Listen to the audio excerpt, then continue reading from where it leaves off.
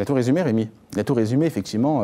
C'est vrai que c'était une victoire laborieuse, mais ô combien importante pour l'Olympique Lyonnais pour stopper cette série négative, en championnat en tout cas.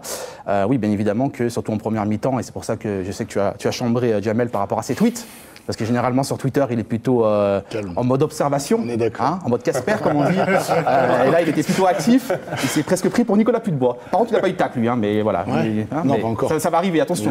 Soyez prudents, cher Jamel. Bon, messieurs, Jamel, une bonne petite semaine pour l'OL. Ça fait longtemps qu'on n'avait pas fait 2 victoires la même semaine. Ça fait du bien? Bah, c'est sûr. C'est sûr. Après, comme on dit, tout n'est pas parfait. Hein. Ça, on aura le temps d'en reparler. Il y a encore pas mal de boulot pour pouvoir donner la continuité qu'on avait pris au début de saison. Et aujourd'hui, ouais, c'est ô combien important d'avoir engrangé ces 3 points pour la lutte pour la Ligue des Champions, même si on sait que ça sera extrêmement dur. Nico? Non, moi je suis pas d'accord. Ouais. Moi j'ai vu un beau match. J'ai vu un beau match, j'ai vu du rythme, j'ai eu des occasions.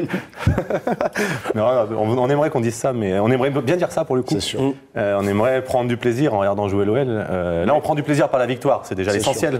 Seule la victoire est belle, surtout dans le contexte très compliqué de l'OL.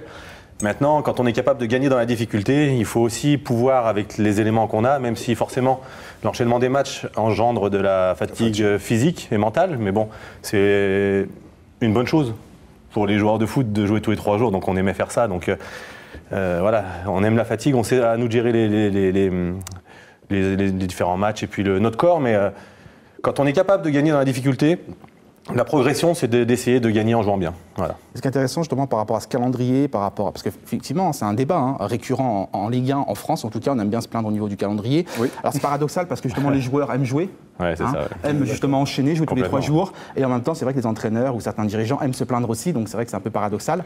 Et en même temps on voit, lorsqu'on compare... C'est une excuse facile, enfin c'est une excuse... C'est où est l'excuse, c'est ça? Non, c'est pas moi qui dis ça, mais... Maintenant je me protège, on sait jamais.